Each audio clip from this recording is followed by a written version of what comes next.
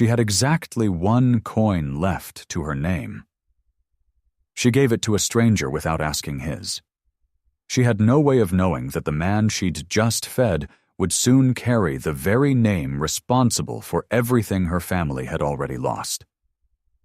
If stories about quiet dignity, hidden identities, and love that has to be earned rather than declared are the kind you come back for, you might want to subscribe before this one unfolds. Verity Ashgrove had learned that dignity could survive on almost nothing, so long as a woman refused to let it show. The workshop above the draper's row was cold before dawn, and her fingers ached from thread and needle long before the sun cleared the rooftops of the lower town. Yet she moved through her mornings the way her mother once had, spine straight, chin level, as though poverty were merely a season and not a sentence. She measured cloth for women who would never ask her name, hemmed gowns for balls she would never attend, and folded away every reminder of what her family once possessed. The shop had a name stitched faintly into the old sign above the door, Ashgrove and Daughter, though there was no longer a father to share the title, only debts that outlived him, and a daughter determined to outlive the debts. What remained of the Ashgrove name was this: a single room, a chest of thread, and a coin purse so thin it barely made a sound when she lifted it. It was, in truth, down to its very last coin. Verity did not yet know that this final coin would be the beginning of everything. The knock came just past midday, hesitant and unfamiliar. When Verity opened the door, she found a man she did not recognize, his coat too thin for the weather, his boots worn through at the heel. He did not ask for charity outright. His pride seemed to forbid it. But the hollowness in his face spoke plainly enough of a man who had not eaten in some time. He asked only for directions, offering an excuse thin as his coat. But Verity had spent enough years reading hunger on other faces to see past the pretense. She did not press him. She simply reached for the small purse she kept beneath the counter, the one holding the very last of what she owned. He refused at first, the way proud men do, insisting he wanted nothing. But Verity pressed the coin into his palm regardless, closing his fingers over it before he could argue further. "You will need it more than I will tonight," she said, and something in her plainness left no room for refusal. He stood in the doorway a moment longer than courtesy required, studying her as though she had said something far larger than her words suggested. Few had ever given him anything without first calculating what they might gain in return. Verity had not hesitated, had not weighed his worth before deciding he deserved kindness. "You do not even know my name," he said, half a question, half wonder. Verity only shrugged, folding her hands back into her apron. "I did not ask for yours before I decided you were hungry," she replied, and turned back toward her work as though the matter were already settled and unremarkable. He left without another word, though he looked back once from the street, watching her return to her needle and thread, as if the exchange had cost her nothing at all. He could not have known that it had cost her everything she had left. He only knew, with unexpected certainty, that he would return. The coin itself was unremarkable, worn thin at the edges, stamped with a king long dead. Yet the stranger held it that evening as though it were forged from something rarer than silver. He turned it over in his palm by candlelight, turning her words over with it. "You will need it more than I will." He had spent years surrounded by men and women who measured his worth by his title, before they ever looked at his face. He had learned to expect flattery dressed as affection, ambition dressed as devotion. He had not expected a seamstress with an empty purse to look at a stranger's hunger and simply choose to end it. He did not yet tell her who he was, nor did he plan to. Not that evening, and not for some time after. But he resolved, quietly and firmly, that he would see her again. Not as a duke calling upon a shopkeeper, but as a man still testing whether the kindness he had witnessed was truly as unguarded as it seemed. To understand why the coin mattered so much, one must understand what the Ashgrove family had once been. Years before, Verity's father had run the finest weaving house in the county, its cloth sought after by households far grander than his own modest street.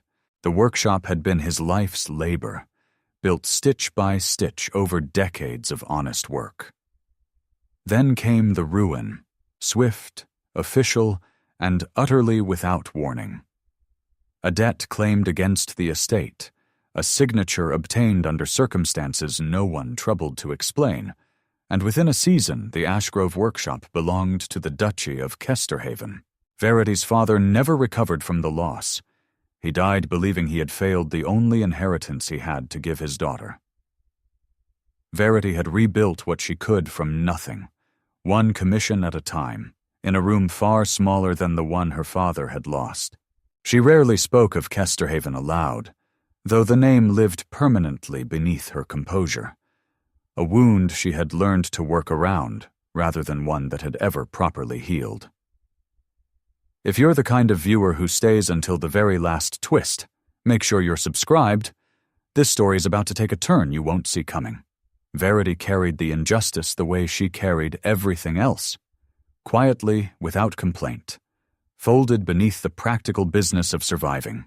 She rose before dawn and worked past dusk, taking in mending from households who paid poorly and complained often, because pride did not put bread on a table, and neither did old grievances. She had once dreamed of reclaiming her father's workshop, of restoring the Ashgrove name to the sign above the door. But dreams required time she did not have, and influence she had never possessed. So she measured cloth instead, and mended hems, and told herself that dignity, at least, could not be confiscated by any duke's signature. She did not know, that particular week, that the very name responsible for her family's ruin was about to walk back through her door, not as a debt collector, not as an official, but as a man she had already, unknowingly, shown more grace than the most of society had ever shown her. The name stitched into that old ruin was closer than Verity could have imagined, close enough to knock on her door again within days. He returned 3 days later, and this time Verity did not recognize hunger in him at all. His coat was well cut, his boots polished, his bearing entirely changed from the man who had stood shivering in her doorway. He introduced himself simply as Julian, offering no title, and asked whether she might take measurements for a waistcoat. Verity noted the transformation, but said nothing of it. Clients arrived in every condition, and it was not her place to question a man's fortunes. She measured his shoulders and his sleeve length with the same steady hands she used for every customer, unaware that the man standing before her held her family's history in his own.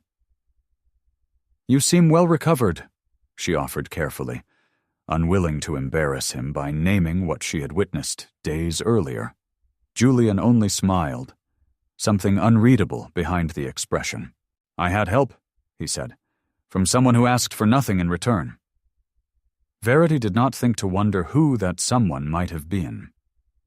He returned again the following week, then the week after that, always with some modest pretext, a torn cuff, a request for alterations, a question about fabric he did not truly need answered.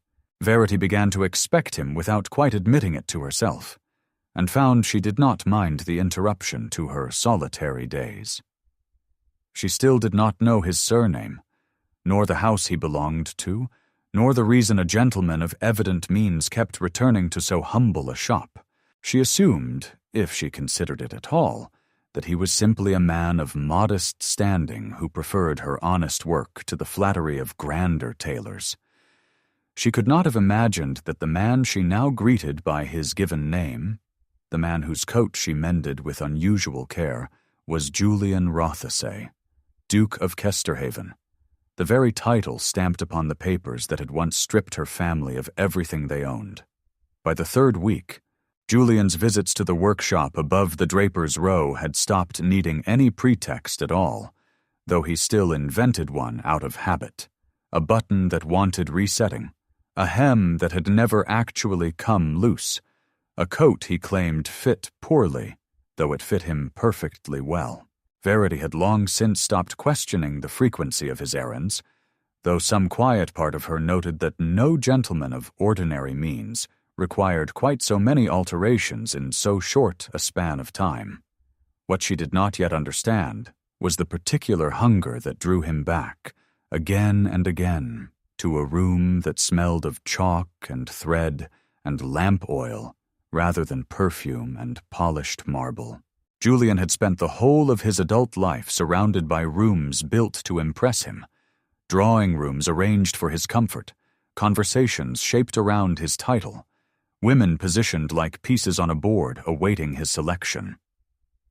Here, in this narrow workshop with its uneven floorboards, no one arranged anything for his benefit at all, and he found the absence of performance more restful than any comfort Kesterhaven House had ever offered him. He watched her work while he waited. The precise economy of her hands, the way she bit back a wince whenever a client's tone turned careless, the small private smile she allowed herself only when she believed no one was looking. He was beginning to understand that Verity Ashgrove wasn't merely a woman who had once given a stranger her last coin on a single impulsive afternoon. She was a woman who had likely given away kindness in 100 small, unnoticed ways for years, to people who never once thought to wonder what it cost her. The gestures began small enough that Verity could tell herself, for some time, that they meant nothing beyond ordinary courtesy. He mentioned, in passing, a merchant 3 streets over who was overcharging her for thread, and the following week that merchants' prices had inexplicably corrected themselves. He asked, with apparent idleness, whether the roof above her workshop had ever given her trouble in poor weather, and within days a discreet tradesman arrived to repair a leak she had been patching herself for over a year, insisting the cost had already been settled by an anonymous benefactor. She confronted Julian about it directly, certain he was somehow responsible, and he denied it with an ease that almost convinced her, almost, but not quite, because there was something in the set of his mouth when he lied that she was only beginning to learn to read. "Perhaps London simply has more honest tradesmen than you credit it for," he said, and Verity, who had lived her whole life among London's tradesmen, knew better than to believe it, though she allowed the lie to stand between them a little longer. What unsettled her most was not the money, which she would gladly have refused if she'd been able to trace it to its source, but the attention behind it, the fact that he had listened closely enough, on some ordinary afternoon of idle conversation, to remember a complaint about a leaking roof and act on it without ever being asked. No one had troubled themselves to notice her small burdens in a very long time, and she found she did not know what to do with a man who noticed them anyway, and then quietly set about lightening them. Stories like this one take real time to research, write, and bring to life. Subscribing is the simplest way to make sure you never miss the next one. She told herself repeatedly that it was foolish to feel anything at all for a man whose full name she still did not know, whose household she had never seen, whose life beyond her workshop door remained entirely a mystery to her. And yet foolishness, Verity was discovering, cared very little for the arguments reason tried to raise against it. She found herself listening for his footstep on the stair before she consciously admitted she was listening. She found herself saving small observations through the day, a customer's absurd request, a particular quality of the afternoon light, simply because she wanted to tell him, and there was no one else she wanted to tell quite so much. Julian, for his part, made no effort to disguise his own growing attachment, though he was considerably more careful about disguising everything else. He asked about her father only once, gently, and did not push when she gave him the barest outline of the story, a workshop lost, a debt she did not fully understand, a name she still could not say without some old grief rising behind her composure. He watched her closely as she spoke, and something crossed his face in that moment that Verity mistook for sympathy, when it was very nearly closer to guilt. Neither of them named what was growing between them, because naming it would have required Julian to also name himself, and he was not yet prepared to risk what he suspected such an honesty might cost him. So the two of them continued in this quiet, dishonest tenderness, a woman falling for a man she believed to be simply Julian, and a man falling for a woman he had not yet found the courage to tell that his surname was the very one stitched into the ruin of her family's history. It was inevitable, in a city that thrived on noticing what did not belong, that someone would eventually remark upon the gentleman who called so often at so modest an address. The first whispers were harmless enough, a passing comment from a neighboring shopkeeper, an arched eyebrow from a customer who wondered aloud whether Miss Ashgrove had found herself a suitor above her station. Verity brushed the remarks aside, unwilling to give them weight, though she noticed they grew a little louder, a little more pointed with each passing week. Mrs. Abernathy, who had known Verity since she was a girl too small to reach the cutting table, was the first to voice the concern more directly. "A gentleman who visits that often, my dear, is either courting you honestly or hiding something he has no intention of telling you," she said one evening, over tea gone cold between them. "I have rarely seen a man do both at once without it ending badly for the woman involved." Verity laughed the warning away, though it lodged somewhere she could not easily dislodge it afterward. What neither woman yet understood was how precisely correct that instinct truly was.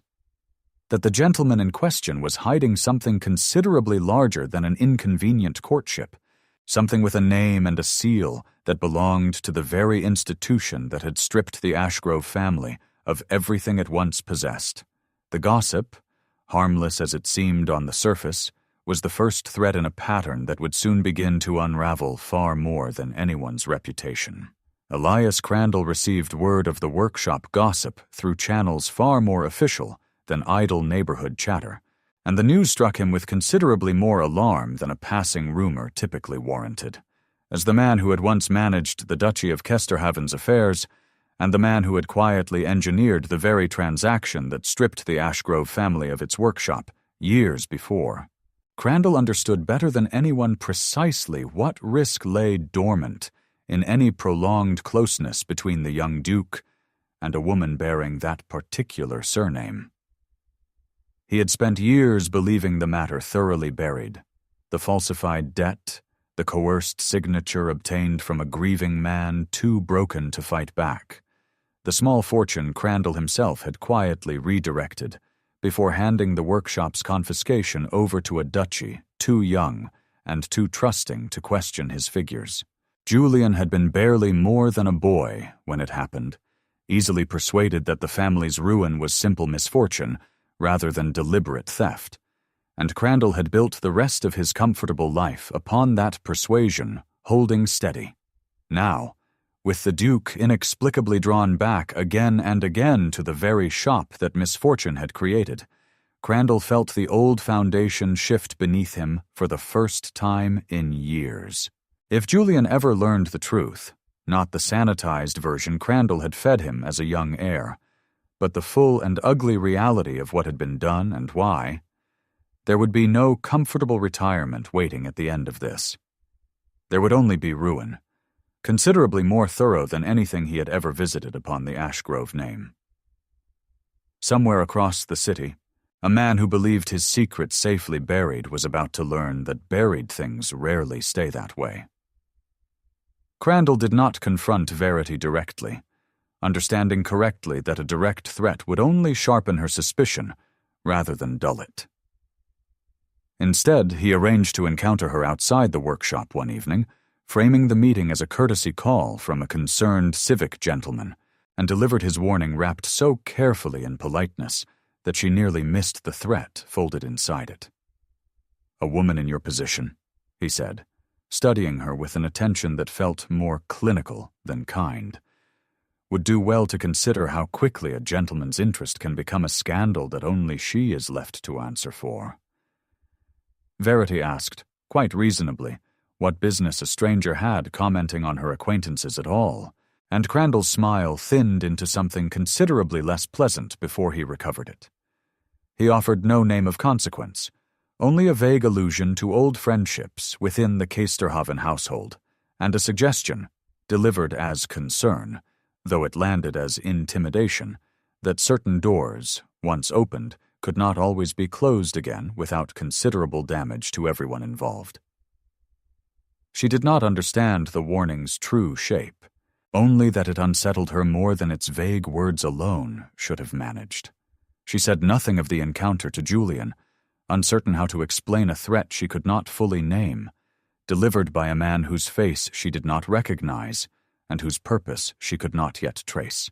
But she found herself, in the days that followed, watching the door with a wariness she had not felt since the earliest, hungriest years after her father's death. The document surfaced almost by accident, tucked inside a bundle of old ledgers Verity had inherited, along with the workshop itself, and rarely had cause to disturb. She was searching only for a record of thread purchased years before, some proof against a supplier disputing an old account, when her fingers found instead a folded paper considerably older and more formal than any invoice, its wax seal cracked but still legible beneath the dust. She recognized the crest before she had even finished unfolding the page, the same seal she had spent years teaching herself not to look at too closely, whenever it appeared stamped upon official correspondence around the city, the mark of the Duchy of Kesterhaven. Beneath it, in handwriting gone brittle with age, was her father's signature beside a sum of money and a transfer of property she had heard described only in fragments, never in full, throughout her entire childhood. Her hands went unsteady before her mind had fully caught up with what she was holding. This was not merely history captured on old paper. This was proof, finally, of exactly how her family's ruin had been executed, under whose seal and under whose name. And somewhere beneath the shock of finally holding it, a colder realization was beginning to surface, one she was not yet ready to look at directly. The name on that seal was not a stranger's name at all. It was Julian's. If this story has already surprised you once, wait until you see where it goes next. Subscribe now so it doesn't slip past you. Verity did not sleep that night. She sat with the folded document open across her knees, long after the candle had burned low, reading her father's signature again and again, as though repetition might somehow change what it confirmed. When Julian arrived the following afternoon, cheerful in a way that now struck her as almost cruel, she did not offer him tea or measurements.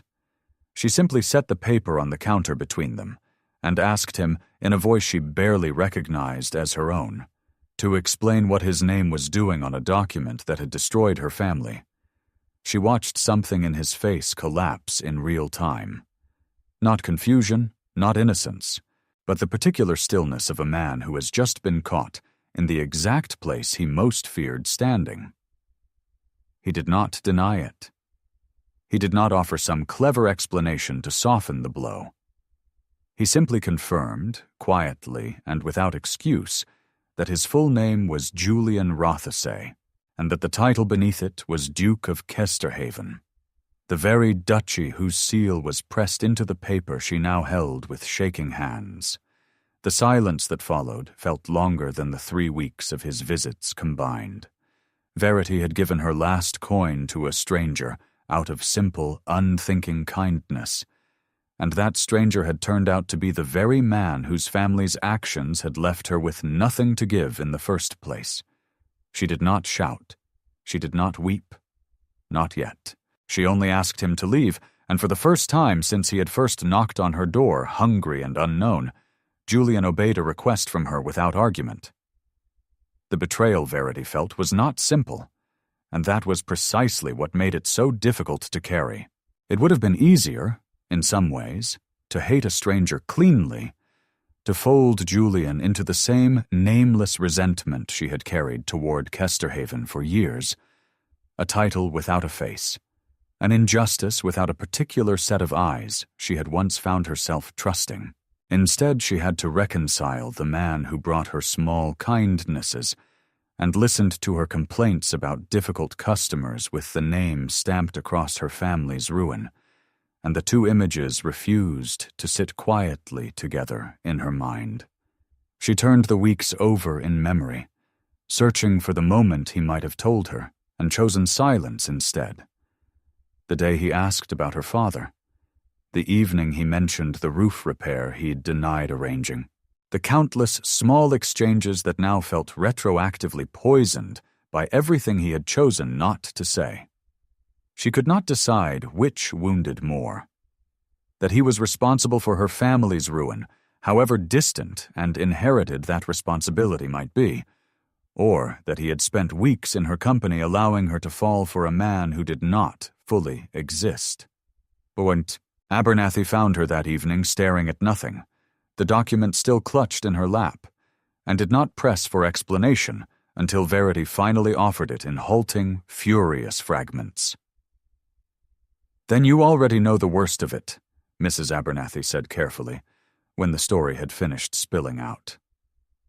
"The question now is not what he did as a boy who trusted the wrong man.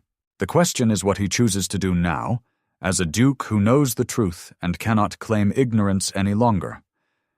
Julian did not attempt to see Verity again for several days, understanding correctly that his presence would only deepen a wound still raw from its first exposure.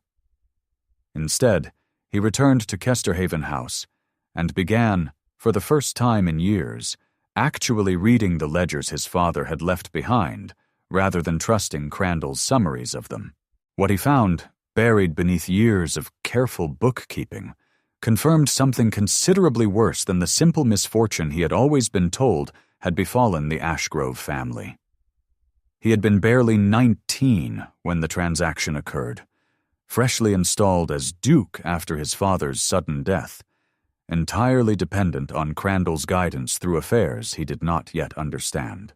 Crandall had presented the confiscation as an unfortunate but legitimate debt settlement, and Julian, grieving and overwhelmed, had signed where he was told to sign without ever questioning the figures behind it. He had believed, all these years, that he had inherited an unfortunate obligation rather than orchestrated a theft. Now, staring at discrepancies too large and too deliberate to explain away as clerical error, Julian understood that his ignorance had never been innocent enough to excuse the outcome. He had been the instrument of the Ashgrove family's ruin, regardless of what he had or had not personally understood at the time, and understanding that distinction between being deceived and being blameless was the first genuinely honest reckoning he had allowed himself in a very long time. When Julian finally returned to the workshop, a full week after the confrontation, Verity did not invite him in. She met him at the door instead, arms folded, her expression schooled into the same careful neutrality she once reserved for difficult customers, though he could see the effort it cost her to maintain it. He did not ask to enter. He stood on the step, in nearly the same spot where he had once stood hungry and unknown, and told her plainly what he had discovered in his father's ledgers. She listened without interrupting, and when he finished, her voice was quieter than he expected, though no less firm for it. "You want me to believe you didn't know?" she said, "and perhaps that part is even true. But you have known for a week now, and in that week you have brought me an explanation, not a solution. I did not ask for your guilt, Julian. I have carried enough weight for one family already." She closed the door gently, without slamming it, which somehow felt more final than if she had. Julian walked back to his carriage feeling, for the first time in his adult life, the particular helplessness of a man whose title could not fix what needed fixing. Every instinct he possessed told him to return with an immediate grand gesture: money, restitution, some dramatic public correction of the record. But some quieter, newer instinct told him that Verity had heard enough declarations already, from him and from a world that had spent her whole life declaring things about her family without ever once demonstrating accountability through action. So Julian did something considerably less satisfying than a single grand gesture, and considerably more difficult to sustain. He began, methodically, and without announcement, to investigate exactly how deep Crandall's corruption ran, and exactly how much of it might still be quietly hidden within the duchy's records. He interviewed old clerks who had long since retired, cross-referenced decades of transactions against Crandall's personal accounts, and slowly assembled a portrait of theft considerably larger than the single ruin of the Ashgrove workshop. He did not send word to Verity of any of this. He did not return to her door seeking credit for the effort or reassurance that his labor was noticed. He simply worked, week after week, building a case methodical enough to withstand any challenge Crandall might mount against it, understanding that the only apology that would mean anything now was one built from proof rather than promises. Word of his quiet inquiry reached Crandall long before Julian was ready for it to, carried by a nervous clerk who had once been asked one question too many about a decade-old ledger entry. Crandall understood, with the particular clarity of a man watching his careful architecture finally begin to crack, that he no longer had the luxury of waiting to see how much the young Duke might uncover. He would have to act first, and decisively, if he meant to survive what was coming. It would take considerably more than a signature to undo what had once been signed, and, unknown to nearly everyone involved, that undoing was already quietly underway. Crandall's first move was quiet destruction, a night spent alone in the duchy's records room, selectively burning or misplacing the documents most likely to condemn him, confident that a young duke distracted by a seamstress could not possibly move quickly enough to stop him. His second move was considerably bolder.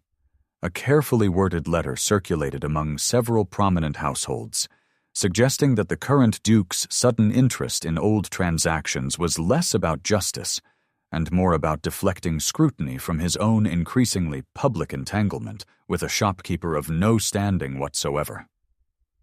The letter accomplished exactly what Crandall intended, stirring exactly the kind of drawing-room speculation that could quietly poison a man's reputation without ever requiring a single provable accusation.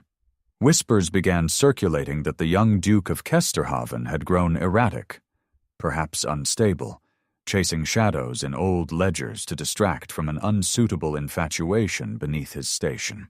Julian heard the rumors within days, and understood immediately, with cold clarity, exactly whose hand had shaped them. He did not respond with anger, though anger would have been the easier reaction. Instead, he gathered what evidence he had already assembled, incomplete, but no longer negligible, and requested a private meeting with 3 of the duchy's most senior trustees, men whose good opinion Crandall had spent decades carefully cultivating for exactly this kind of emergency. Julian intended to ensure that whatever reckoning came next would happen in daylight, before witnesses who could not later be persuaded to remember events differently. The meeting Crandall had hoped never to attend arrived considerably sooner than he anticipated, and considerably more publicly. Julian laid out the discrepancies methodically before the trustees. The falsified debt, the coerced signature obtained from a grieving father too broken to challenge it, the years of quietly redirected funds that had enriched Crandall while ruining families with no power to object. He did not raise his voice. He did not need to. The ledgers spoke plainly enough on their own. Crandall attempted, at first, the same practiced deflection that had served him for years, vague reassurances, appeals to old loyalty, insistence that the young Duke was chasing shadows out of misplaced guilt over an unsuitable romantic entanglement. But the trustees, confronted with figures too specific and too damning to dismiss as coincidence, were no longer inclined to extend him the benefit of decades-old trust. One by one, their expressions shifted from polite skepticism into something considerably colder. By the time the meeting ended, Crandall's position within the duchy had effectively collapsed, though the full legal reckoning would take considerably longer to complete. What mattered in that room was that the truth had finally been spoken aloud, before people whose word carried weight, by a duke who had chosen exposure over convenient silence. Julian left the meeting with no triumph in his expression at all, only the quiet, sober weight of a debt he understood he had not yet even begun to repay. He went to Verity that same evening, though he did not knock with any expectation of forgiveness. He came instead to tell her plainly what had happened: the trustees, the evidence, Crandall's collapse, and to make clear that none of it had been undertaken to win back her favor, but because the truth had needed saying regardless of whether she ever spoke to him again. Verity listened from the doorway, arms still folded, though something in her posture had loosened almost imperceptibly by the time he finished. "You did this quietly," she said finally, studying him as though reassessing something she had already decided about him. "You could have come to me first. You could have made it about the two of us." Julian shook his head. "It was never going to mean anything if I made it about us first," he said. "You did not need my apology, Verity. You needed the truth, told to people who could actually act on it. Whatever happens between us now, that part was owed to you regardless." She did not invite him in that night, and he did not ask to stay. But as he turned to leave, she spoke once more, quietly, almost to herself. "That is the first thing you have said to me since the seal was broken that I actually believe. It was not forgiveness. It was not even close to forgiveness. But it was, for the first time in 3 weeks, the smallest possible opening. A door left unlocked, even if it remained, for now, still closed." The formal restitution took the better part of 2 weeks to arrange, and Julian insisted on handling every detail himself rather than delegating it to solicitors who might reduce the gesture to a mere transaction. He located the original deed to the Ashgrove workshop, buried among the records Crandall had failed to destroy in time, and had it transferred back into Verity's name in full, along with a sum equal to what the family had lost in the years since. Not as a gift, he was careful to specify in the accompanying letter, but as a debt finally settled in the only currency that mattered. He did not deliver the papers in person, understanding that his presence would make the moment about his own need for absolution, rather than about what Verity was actually owed. Instead, he sent them through Mrs. Abernathy, along with a note explaining plainly that no response was required and no visit expected. He wanted her to have the choice of what to do with the restitution entirely free of his presence, pressing upon the decision. Verity read the papers alone at her kitchen table, her father's old workshop, finally, legally, hers again after all these years, and found the moment considerably less triumphant than she had once imagined it would feel. The paper could not undo the years her father had spent believing himself a failure. It could not return the version of her childhood that ruin had taken. It could only, at last, correct the record. And Verity understood, staring at the restored deed, that correction and healing were not quite the same thing. She did not send word back to Julian for several days, and in that silence he found himself doing something he had never once done for any woman before. Waiting without demanding an answer, without sending a second letter to hurry her decision, without allowing his own discomfort to become her problem to solve. He understood, finally and completely, that Verity's forgiveness could not be summoned by any gesture, however large. It would come, if it came at all, on her own schedule, shaped by her own reckoning rather than his impatience. Verity spent those days in the workshop that was legally hers again, running her hands over the same worn counter she had inherited with nothing, trying to separate what she felt toward Julian from what she felt toward the name Kesterhaven. She had spent years hating an abstraction, a title without a face, and had then fallen for the very man behind it before she understood what she was falling for. Untangling those two truths took longer than any single conversation could accomplish. Abernathy, watching her move through those quiet days, offered only one piece of counsel, delivered gently over tea gone cold between them once again. "You are allowed to still be hurt," she said, "and you are also allowed to notice that a man who could have simply paid and disappeared instead handed you back your name and asked for nothing in return. Both things can be true. You do not owe him forgiveness on any particular clock, but you also do not have to punish yourself by refusing to feel what you plainly still feel." The confrontation Verity least expected was only days away, and it would not arrive quietly. What finally reached Verity was not a single dramatic apology, but the accumulated weight of many small, unglamorous actions carried out entirely without her watching. She learned, through the ordinary channel of neighborhood gossip, that Julian had personally overseen restitution to 2 other families Crandall had defrauded over the years, families with no connection to her at all, no romantic entanglement to explain the effort away as anything but genuine repair. She learned that he had testified before the trustees a second time, this time to ensure Crandall would face formal consequence rather than quiet dismissal. None of these actions had been performed for her benefit or her audience. He had not mentioned them to her, had not sent word hoping she might hear and soften toward him.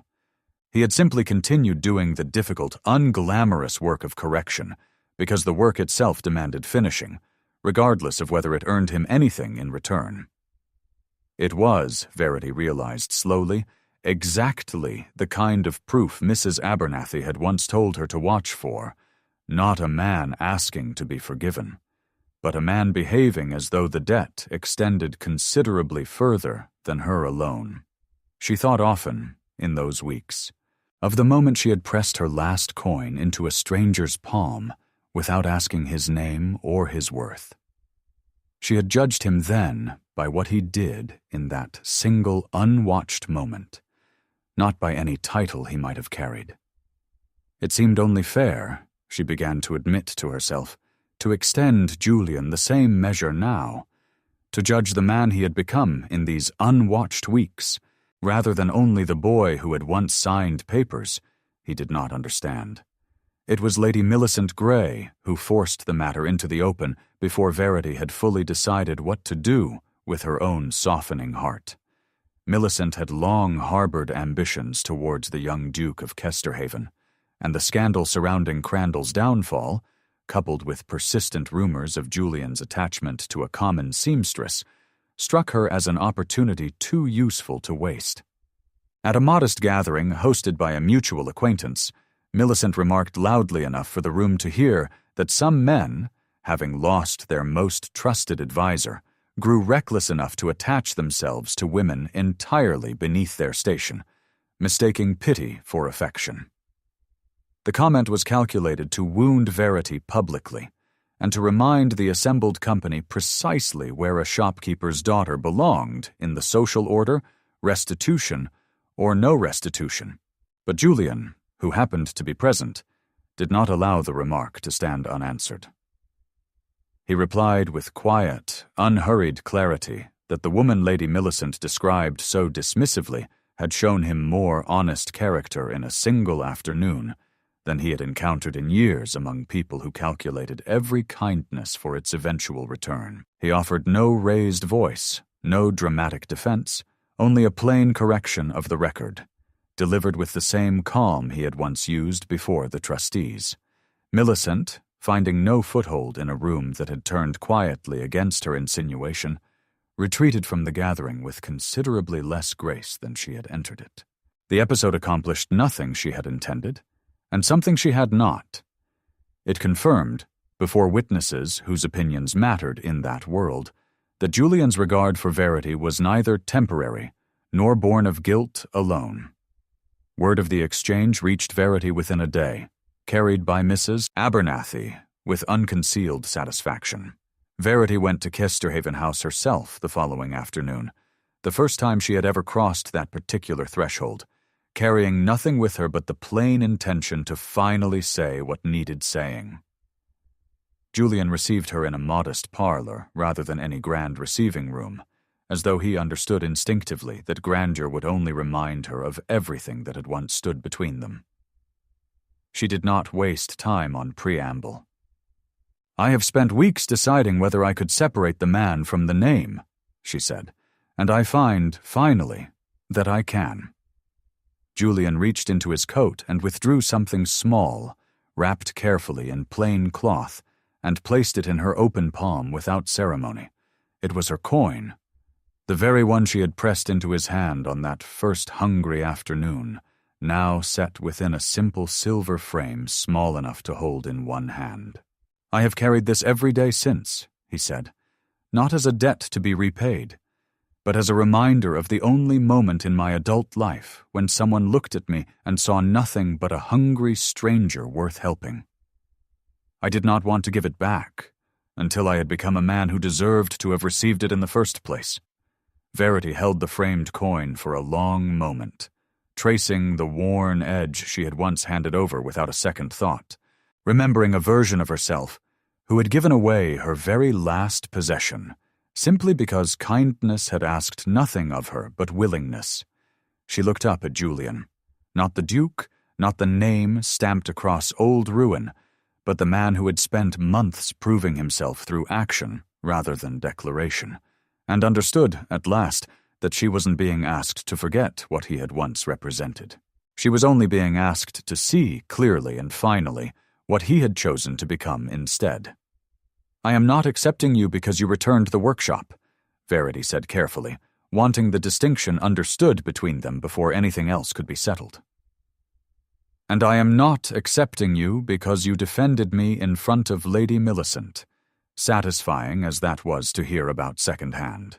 I am accepting you because for months now, when no one was watching and nothing obligated you to continue, you kept choosing to do the harder, quieter thing instead of the easier one." Julian said nothing for a moment, absorbing the weight of being understood so precisely. "I fell for a stranger who asked for nothing at my door," he said finally, "and I have spent every day since trying to become a man worthy of the coin she gave him. I do not need you to forget what my family's name once did to yours.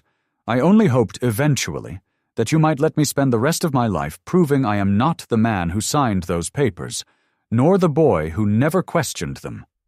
Verity closed her fingers around the framed coin, and, for the first time since the seal had been broken between them, allowed herself to simply believe him. Their engagement was announced quietly, without the grand spectacle Kesterhaven House might once have demanded of a duke's betrothal, at Verity's own insistence. She wanted no ball, no elaborate display before a society that had ignored her for years, and would now, suddenly, pretend to have always seen her worth. She wanted only the workshop, restored and thriving, and a man who had learned that love, to mean anything at all, had to be demonstrated rather than merely declared.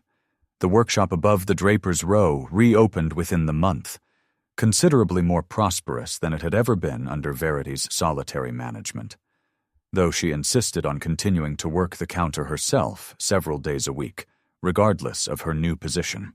The old sign was replaced at last, Ashgrove and Daughter restored in fresh paint, a name that had survived ruin, injustice, and finally, quiet restitution.